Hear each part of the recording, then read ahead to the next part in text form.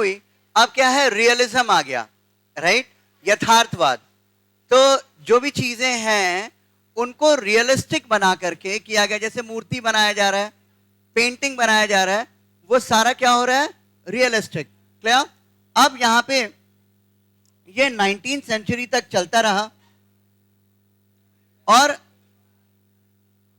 यहां पे बात करें आर्किटेक्चर की, ठीक है, आर्किटेक्चर क्या होता है, जैसे बिल्डिंग है, बिल्डिंग के ऊपर डिजाइन्स हैं, ये सारा क्या हो गया, आर्किटेक्चर कहलाता है। दोनों हो गया, बाद में कर लीजिएगा, ठीक है। अब सबसे इंपॉर्टेंट जो है वो सिटी कौन सा था, रोम। अच्छा आप बताइएगा 4 इंपॉर्टेंट सिटी का नाम, अभी हम लोग रेनेसेंस में पढ़ रहे हैं, रियलिज्म में, वो बच्चा, हाँ उससे पिछला में था, यही तो कैच है, उससे पिछला में था।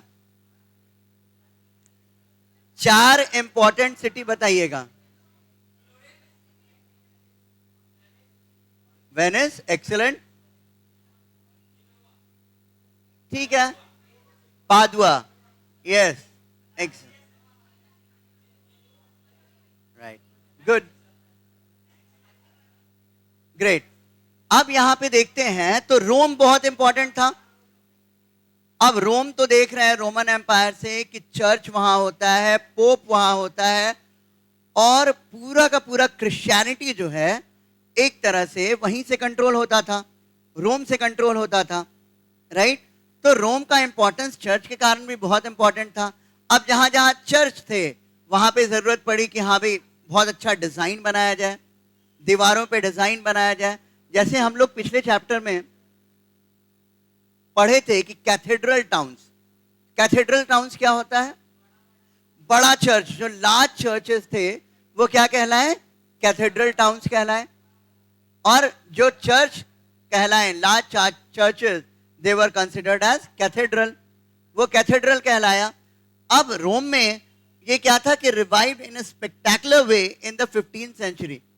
हमने देखा 5th 6th सेंचुरी में रोमन एम्पायर डिक्लाइन हो गया, और उसके बाद फिर से 11th सेंचुरी 10th सेंचुरी में बार बार ये चीज हम लोग डिस्कस करेंगे। क्या हुआ, फ्यूडलिज्म आया, चेंजेस आना शुरू हुआ, और अब क्या हुआ, रियलिज्म आ गया और ह्यूमनिज्म आ गया। जब रेनेसेंस का पीरियड आया तो 15th सेंचुरी में जरूरत पड़ी कि फिर से रोम को रिवाइव किया जाए। Clear? From 1417, the popes were politically stronger because the weakness caused by the election of 2 rival popes since 1378. Pope कौन होता है, क्रिश्चियनिटी का हेड, नहीं किंग नहीं, वो प्रीस्ट होता है पोप, ठीक है। और प्रीस्ट होता है जैसे पुजारी होता है, लेकिन जो सबसे हेड होता है वो क्या कहलाता है, पोप। दोनों मास्क लगा ली और गप करेगी, राइट, पक्का। चलिए कहीं कहीं से या तो लड़का लोग बोल रहा होगा, कोई तो गप दे रहा होगा, नहीं से गप आता है ना।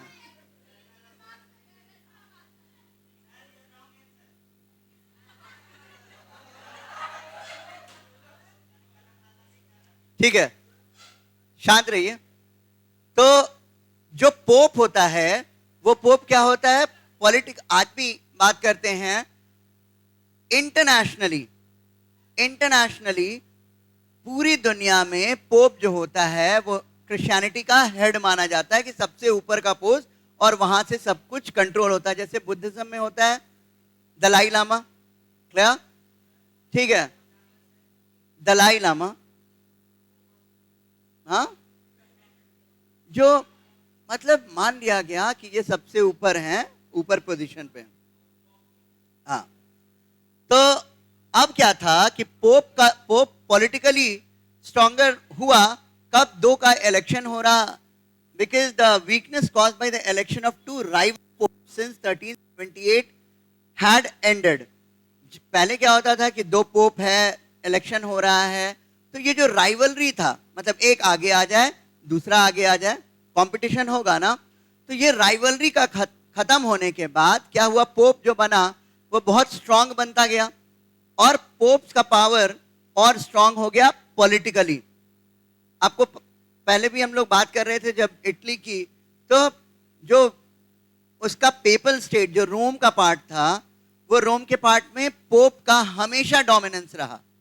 और इसीलिए जब जब इटली यूनिफाई भी हुआ, इटली को एक कंट्री बना दिया गया, तब उस समय क्या किया गया, वहीं रोम से निकाल करके एक छोटा सा देश बनाया गया, और वो दुनिया का सबसे छोटा देश है।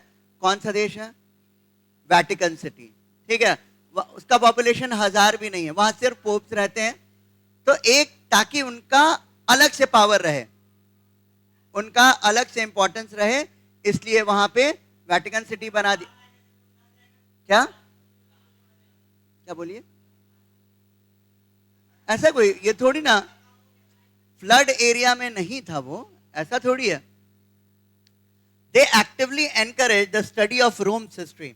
अब इन्होंने क्या किया कि भाई रोम के हिस्ट्री को पढ़ा जाए, जितना इतिहास को जाने, इतना ग्लोरियस हिस्ट्री था रोम का, उसको जाना जाए। The ruins in Rome were carefully excavated, और एक्सकवेशन भी शुरू हुआ। जो आर्कियोलॉजी में हम क्या करते हैं, जमीन के नीचे से निकालते हैं, ठीक है, खुदाई होती है और उसके बाद चीजें निकलती हैं। By archaeologist was a new skill. Archaeologist कौन होते हैं? जो निकालते हैं और उसका स्टडी करते हैं, they are called archaeologist. This inspired a new style in architecture which was actually a revival of the imperial Roman style। अब क्या हुआ, आर्किटेक्चर का जो बिल्डिंग डिजाइन ये जो आता है वो आर्किटेक्चर में आता है। तो जब ये एक्सकवेशन हुआ ना, तो नई नई चीजें, नया नया पैटर्न निकल के आया।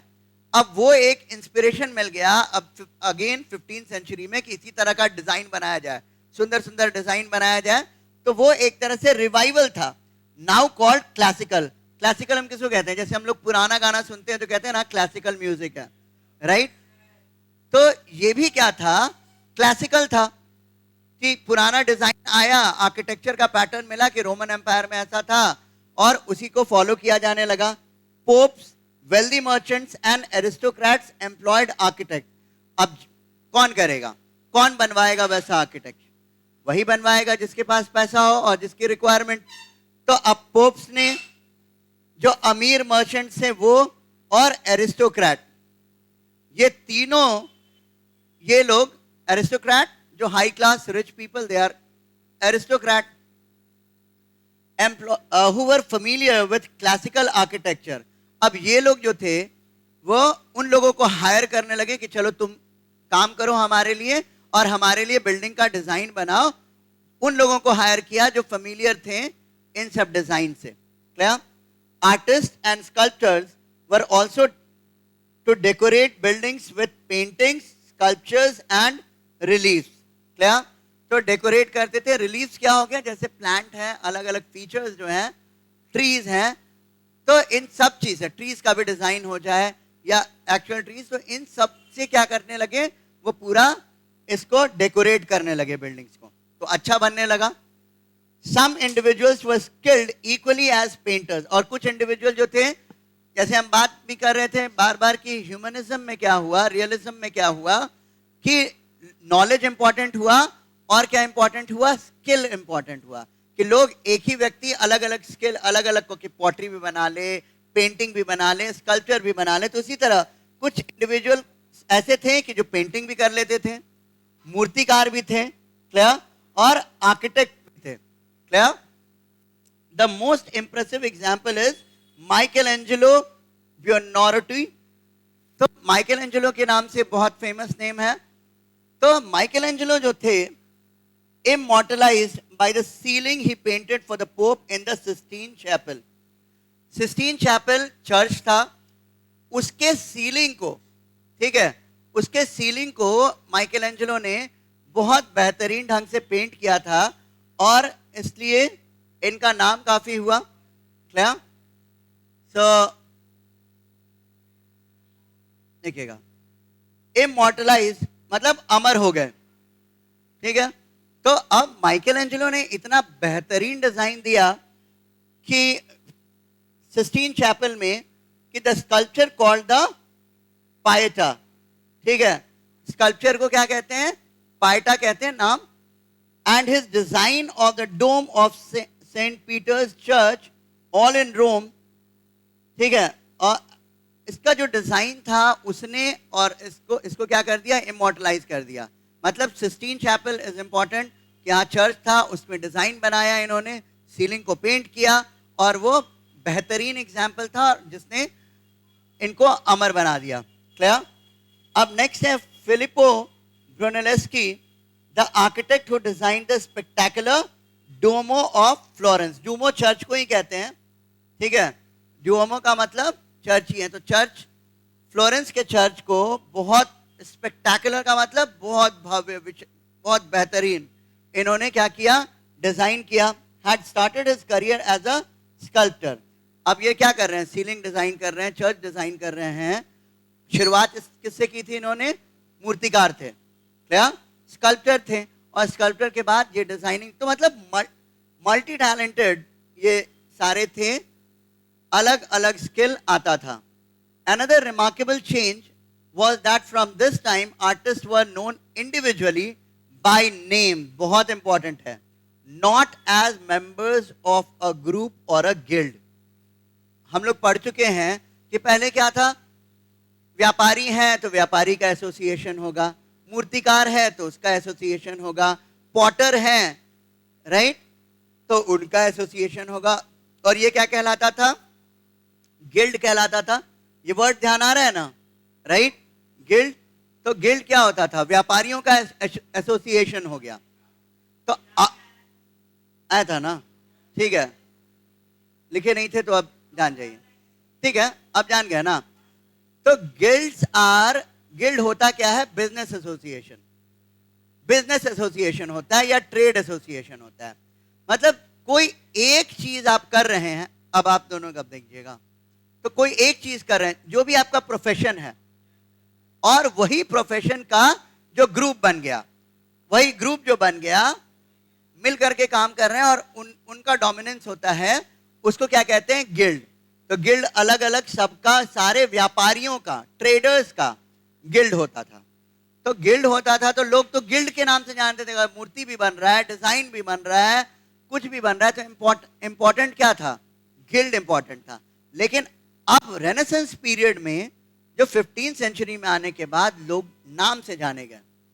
ये नाम जान रहे हैं ना, अब माइकल एंजेलो के बारे में पढ़ा आपने, राइट, तो नाम इंपॉर्टेंट हो गया, कि जो artist were known individually by name, not as members of a group or a guild. तो ये एक बहुत बड़ा परिवर्तन था। क्या? Now the first printed books, अब ये हमने कल डिस्कस किया, यही था, the dome of Florence cathedral design by Brunelleschi. तो ब्रूनेलेस्की ने इसके डोम को डिजाइन किया, डोम जो ऊपर का जो पार्ट होता है, और सब ये क्या है, डोमो, द डोम ऑफ फ्लोरेंस, और ड्यूमो चर्च होता है, ठीक है, डोमो चर्च को ही कहते हैं। तो इसको डिजाइन किया। अब बात करें कि फर्स्ट प्रिंटेड बुक्स क्यों इंपॉर्टेंट था, ये रेनेसेंस का पीरियड, पहले भी हम लोग बात यही कर रहे थे कि क्या था, कि नॉलेज स्प्रेड हुआ, लोग एजुकेटेड हुए, और अलग अलग स्किल आया, पेंटिंग आया, ह्यूमनिज्म इंपॉर्टेंट हुआ, फाइन। अब यहां पे पहला प्रिंटेड बुक्स, तो फर्स्ट प्रिंटेड बुक्स की बात करें तो पहला printed book, 1 mark important question, ये पहला प्रिंटेड बुक कौन सा था, बाइबल, ठीक है।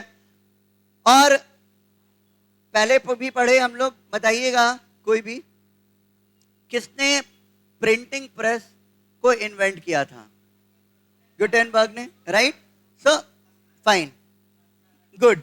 तो 1448 में गुटेनबर्ग ने क्या किया, प्रिंटिंग प्रेस डिवाइस किया था, और वो बहुत बड़ा इन्वेंशन था, इतना बड़ा इन्वेंशन था कि चीजों को बहुत आसानी से स्प्रेड किया जा सकता था, मैसेज को आसानी से एक जगह से दूसरे जगह फैलाया जा सकता था। क्योंकि नॉर्मली क्या होता था, पहले जो बुक लिखा जाता था वो क्या होता था, मैन्युस्क्रिप्ट होता था, हाथ से लिखा जाता था, हाथ से लिखा जाता था। तो हाथ से कोई कितना करेगा? एक बुक को कॉपी करने में जितना टाइम लगता था उतने में तो प्रिंटिंग होने लगेगा, इजंट इट? तो हाँ, यही चीज हुआ.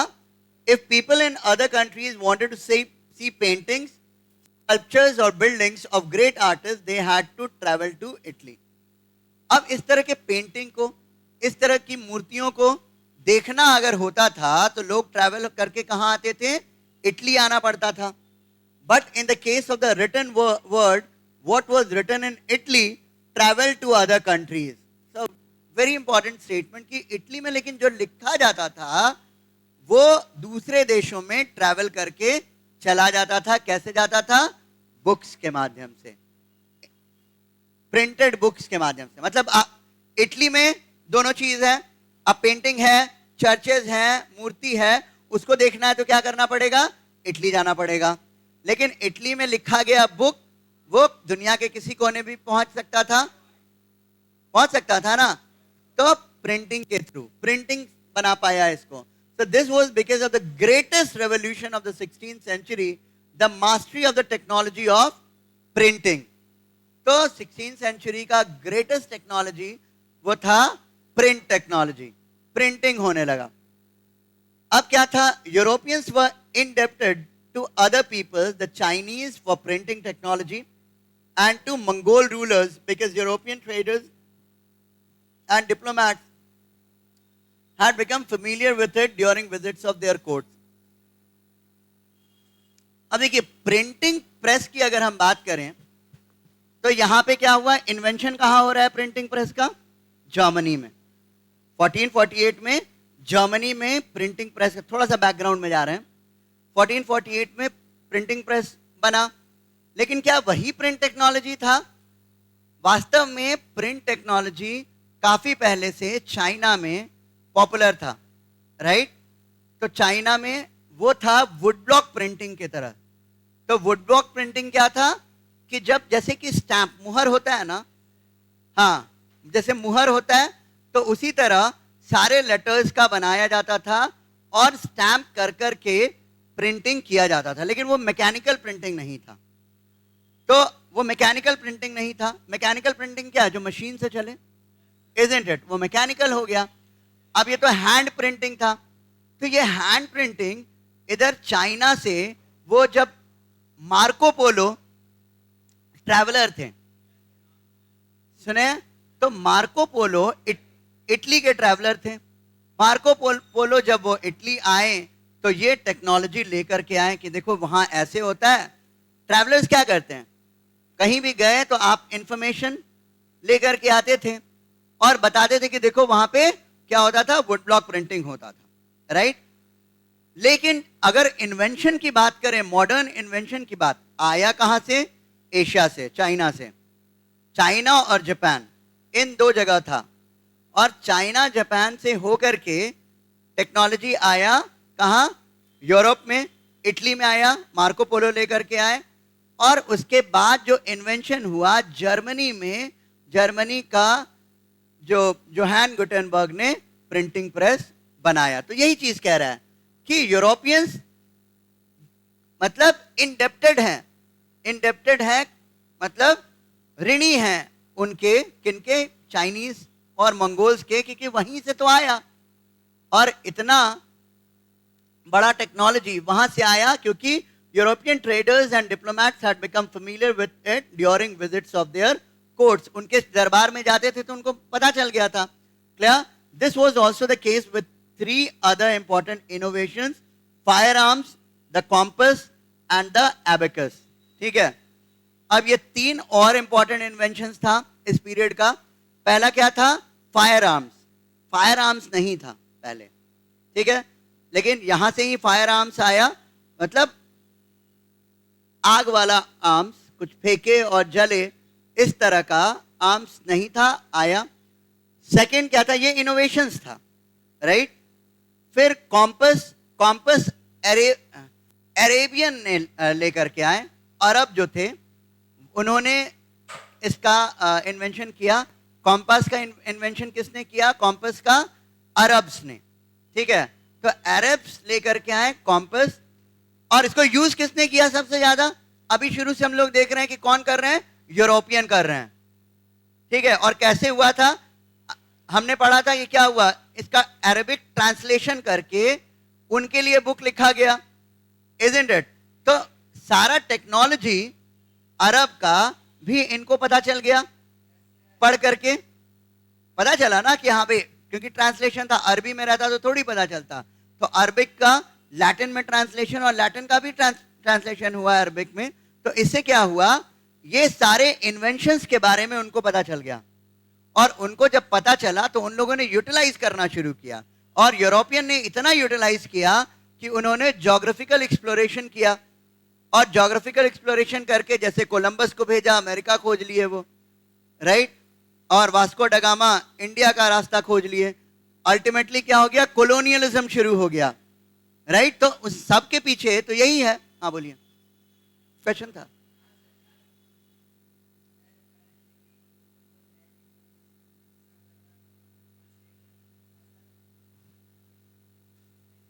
निश्चित तौर पे हाँ, बिल्कुल, क्यों नहीं मिलता था?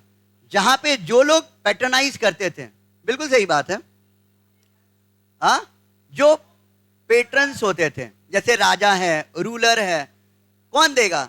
मान लीजिए हम अब चर्च में हैं, ठीक है, तो चर्च में हैं तो हम क्या करेंगे, हाँ, आपको क्या करेंगे कि हाँ भाई आप आ जाइए, ये कीजिए, आपको पैसा देंगे हम, राइट। तो मिलता था, ठीक है। जो भी, जिनमें भी ये सब टैलेंट था वो काफी ज्यादा पैसा अर्न किए।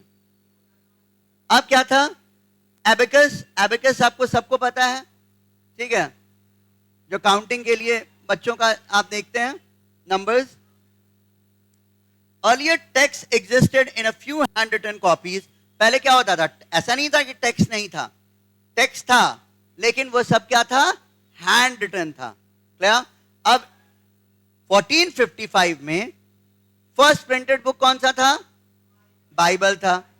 अब यहां पे 150 कॉपी बाइबल का प्रिंट किया गया जोहान गुटेनबर्ग के वर्कशॉप पे।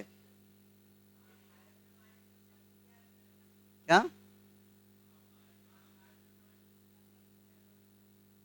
क्या बोल रहे हैं, महाभारत का? हाँ, तो मैन्युस्क्रिप्ट ही था ना, वही चीज तो कह रहे हैं, लिखा हुआ, लिखित था, बिल्कुल सही है। तो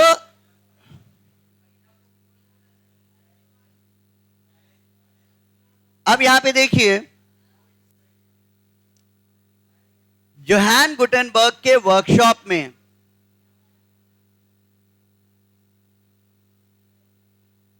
तुम 2 बटन खोल के रहोगे,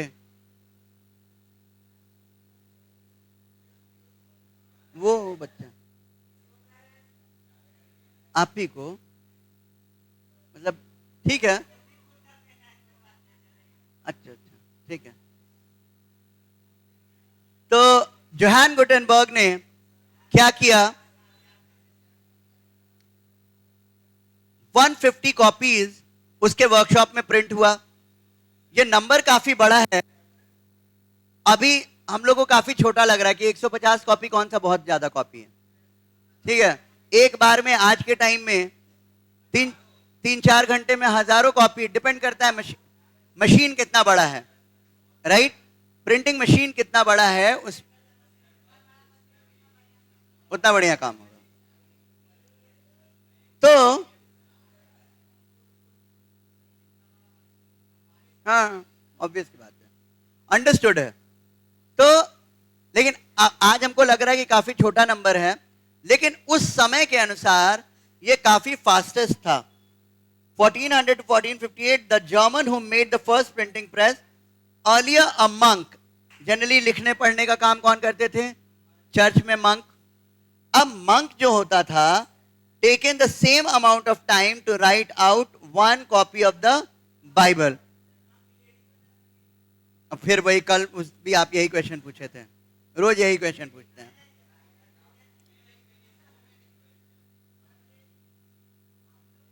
मंक ऐसे वर्ड यूज किया जाता है पुरुष के लिए, नन यूज किया जाता है विमेन। हाँ सही है, ठीक है।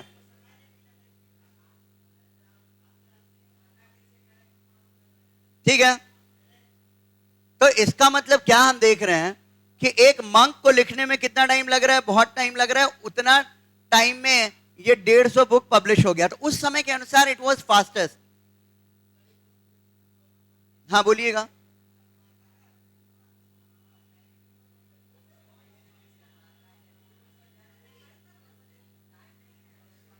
हाँ बोलिए।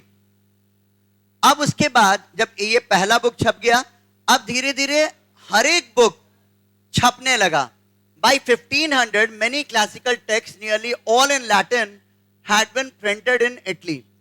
जितने भी क्लासिकल टेक्स्ट थे, जो पुराने टेक्स्ट थे, सबको छापा गया लैटिन में, इटली में छापा गया।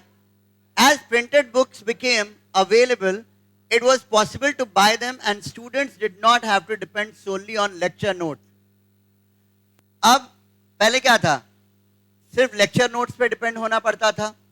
अब स्टूडेंट्स भी खरीद सकते थे बुक और पढ़ सकते थे। क्लियर? तो ideas, opinions and information move more widely and more rapidly then ever before. अब बहुत सिंपल सी चीज है, आइडियाज जो है बहुत तेजी से फैलने लगा।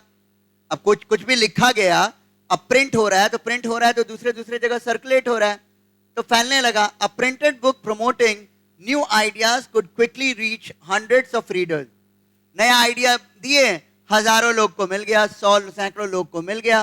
तो एक तरह से जो इंपॉर्टेंट जो चीज डेवलप हुई वो हुई रीडिंग हैबिट।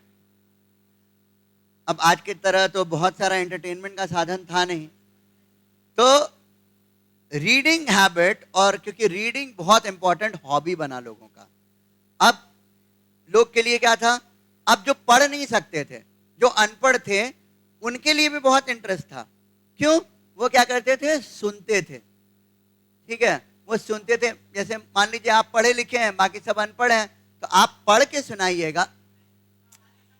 अरे इमेजिन कीजिए, तो सारे हम लोग क्या करेंगे, सुनेंगे आपको। तो ऐसे ही होता था, राइट? अब तो वो जो भी बोलेगा, हम तो अनपढ़ हैं,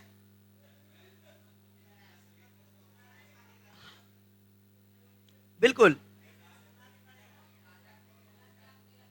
अगर बोल देगा तो कोई, हाँ ठीक है, अच्छी बात है।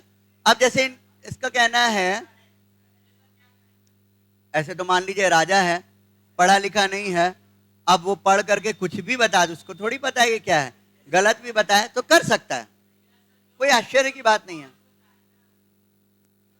अब the chief reason that the humanist culture of Italy spread more rapidly across the Alps from the end, Alps mountain है, ठीक है, Alps पहाड़, the 15th century is that printed books were circulating.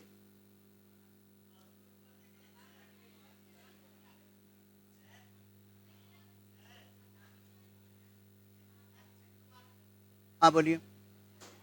मतलब हम अब यहां देख रहे हैं क्या हो रहा है, सिंपल सा यहां पे बात यही कह रहे हैं कि बुक्स का सर्कुलेशन शुरू हुआ, बुक्स इंपॉर्टेंट हुए। हाँ बोलिए।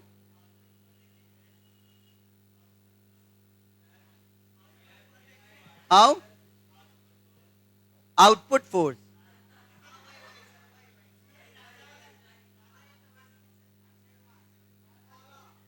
नहीं देख,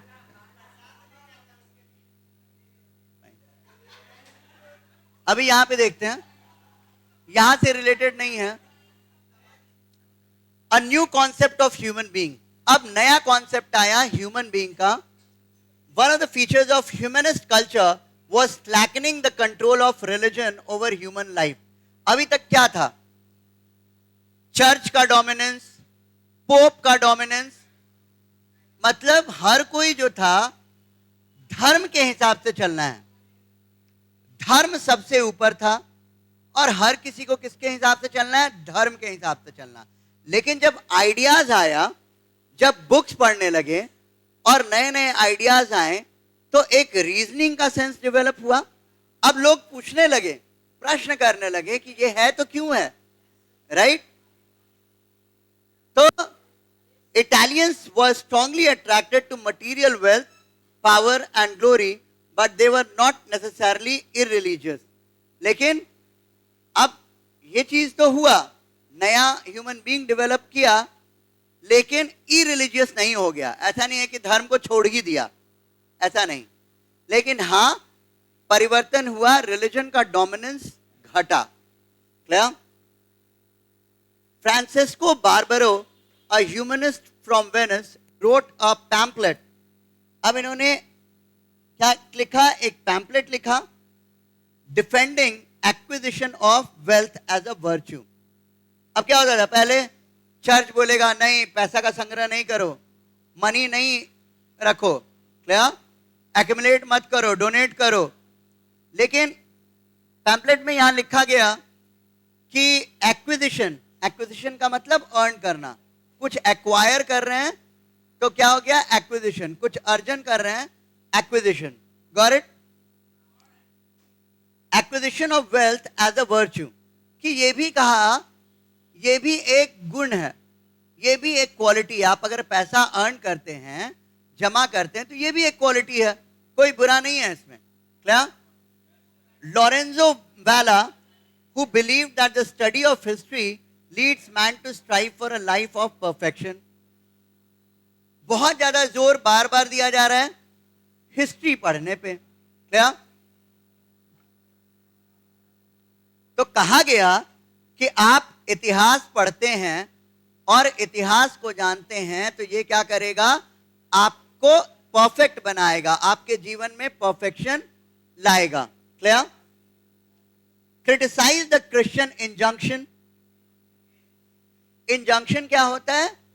कि कोर्ट केस, हाँ, लेकिन यहां क्या है? धार्मिक कोर्ट केस। इंजंक्शन क्या होता है?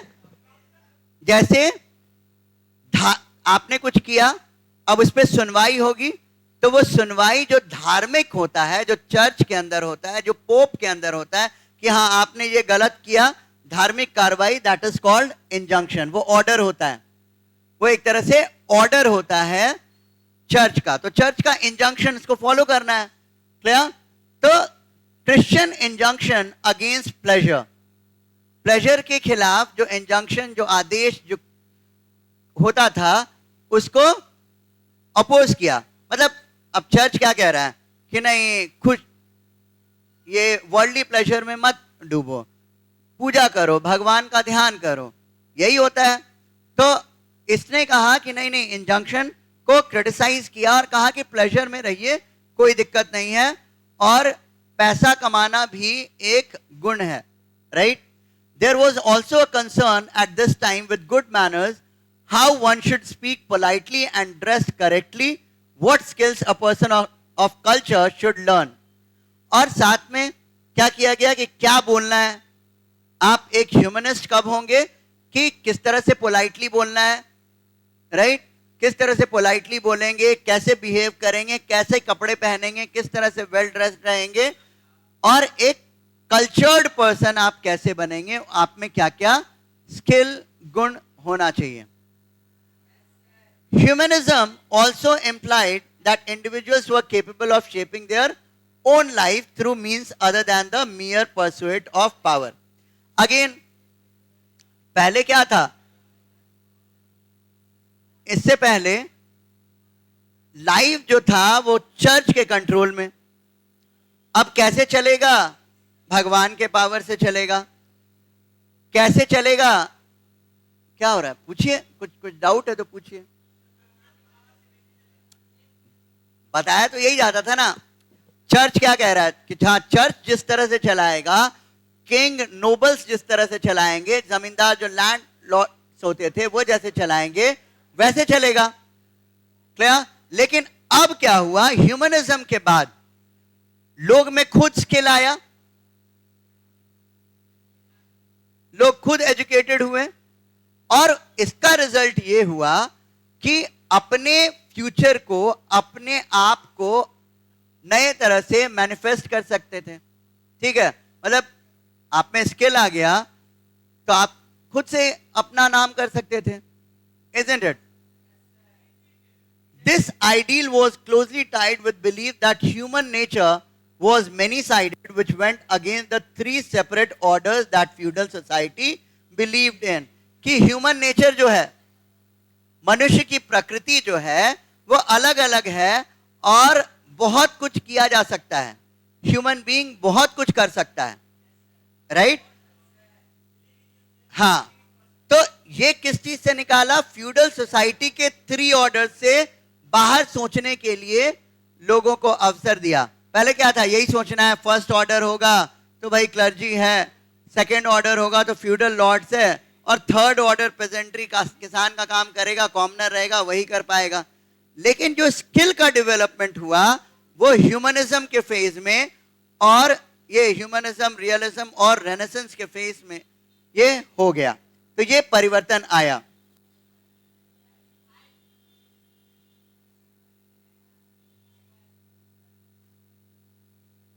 ठीक है, अब यहां देखते हैं नेक्स्ट, अनदर इंपॉर्टेंट स्कल्पचर। क्या बोल रहे हैं? बोलिए।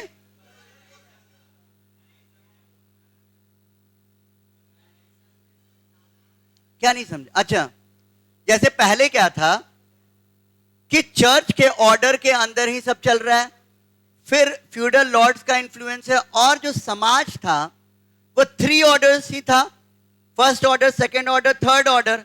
अब इस थर्ड ऑर्डर से, जैसे पिछले ही चैप्टर में हमने पढ़ा था कि फोर्थ ऑर्डर बन गया था, फोर्थ ऑर्डर बन गया था, तो जो एजुकेटेड हो गए, जो स्किल आ गया, जो पढ़े लिखे हो गए, वो क्या, जो ट्रेडर्स बन गए, बिजनेस और अलग अलग स्किल आया, नॉलेज स्प्रेड हुआ। तो अब क्या है, ह्यूमनिज्म में लोग अपने से अपने फ्यूचर को डिसाइड करने लगे, पैसा भी अर्न करने लगे, अपने आप को ड्राइव करने लगे। अब पहले क्या था कि हाँ भाई चलो वही जिंदगी है, जो चर्च है वो ये करेगा, जो फ्यूडल लॉर्ड है वो करेगा, और जो कॉमनर है वो अपना करेगा काम, इजंट इट? तो ये परिवर्तन आया। नॉलेज जब सिंपल सा है, नॉलेज आ गया तो पुराना जो धारणा था 3 ऑर्डर्स का वो ब्रेक किया। ठीक है, अब यहां पे आते हैं मैकियावेली, बहुत important name, wrote about human nature in the 15th chapter of his book The Prince. Machiavelli, Niccolo Machiavelli बहुत इंपॉर्टेंट फिलोसोफर हैं। इन्होंने द प्रिंस लिखा। प्रिंस बुक जो है, इसमें दिखाया कि जैसे कि ये उसी तरह माना जा गया जिस तरह से इंडिया में कौटिल्य ने क्या लिखा था? अर्थशास्त्र। अर्थशास्त्र क्या है? किस चीज का बुक है अर्थशास्त्र? अर्थशास्त्र किस चीज का बुक है? क्या किस चीज का बुक है? कूटनीति का है, राइट? डिप्लोमेसी का है, राजनीति का बुक है। राजनीति का बुक है, वो इकोनॉमी का नहीं है। क्या? इकोनॉमिक्स नहीं है। नेम इज अर्थशास्त्र, but his idea was very clear. कि आइडिया ये क्लियर था, हाँ बोलिए।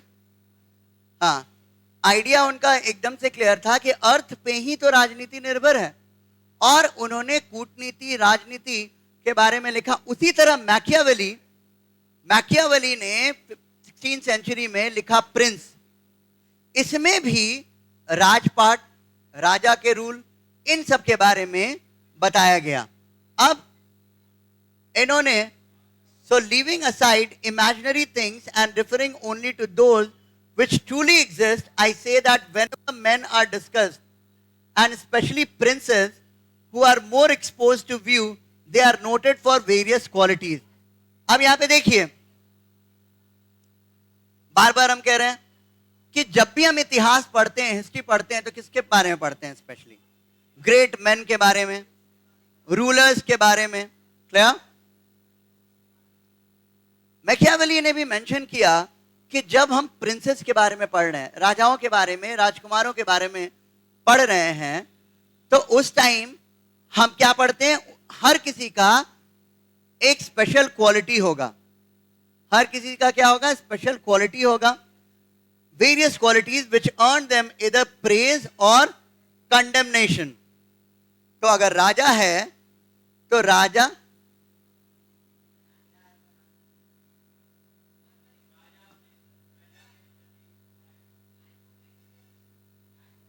एक मिनट रुक जाइए, ये वाला कर देते हैं, छोड़ देंगे। तो राजा अपने, कहते हैं ना कि अपने कर्मों के कारण, अपने क्वालिटी के कारण आप अच्छे जाने जाएंगे या बुरे जाने जाएंगे, होगा ना, वही चीज है। तो मैकियावेली ने कहा राजा, क्या मतलब करना है जो बिना मतलब का तो कीजिए, या तो प्रेज या कंडेमनेशन। मतलब आप अच्छे हैं तो आपको क्या किया जाएगा, आपका सम्मान होगा, आपको प्रेज किया जाएगा आपके क्वालिटी के कारण। अगर आपका क्वालिटी बहुत क्रूएल होगा तो आपको कंडेम करेंगे, आपका विरोध करेंगे। कंडेम का मतलब क्या होता है, आपका विरोध करना। क्या some for example are held to be generous and others miserly, कि कुछ तो क्या होते हैं, जेनरस होते हैं राजा ही, कुछ जेनरस हो गए और कुछ मिजरली होते हैं। Some are held to benefactors, others are called grasping. कुछ बने हुए हैं कि बेनिफैक्टर बनने के लिए, मतलब दूसरे को बेनिफिट देने के लिए। बेनिफैक्टर कौन हुए, मतलब जो जरूरतमंद को बेनिफिट दे रहे हैं, बेनिफैक्टर। और बेनिफिशियरी कौन होगा, जो बेनिफिट को लेगा। जैसे मान लीजिए जनता है, तो जनता क्या हो गई, बेनिफिशियरी हो गई। राजा क्या हो गया, बेनिफैक्टर हो गया। राजा बेनिफैक्टर हो गया, तो ये एक अच्छे सेंस में है। क्लियर। और दूसरा कहेंगे कुछ लोग खाली, कुछ राजा क्या हो गए, ग्रास्पिंग हो गए, बस लेंगे और कुछ नहीं करेंगे, जनता को कुछ दे नहीं पा रहे हैं, खाली लेंगे देंगे नहीं, राइट। सम cruel, some compassionate, one man faithless, another faithful. Through different verbatim benefits, क्या लेंगे, हाँ जो भी बेनिफिट्स हैं।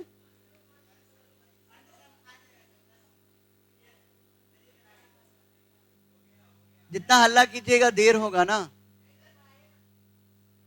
आप ही गप दे रहे हैं दोनों बच्चा, व्हाइट शर्ट, आप नहीं, वो नहीं, आप।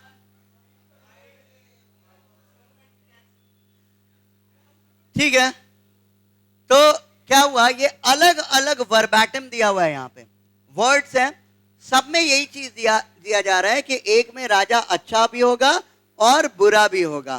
Clear. One man effeminate and cowardly, another fierce and courageous.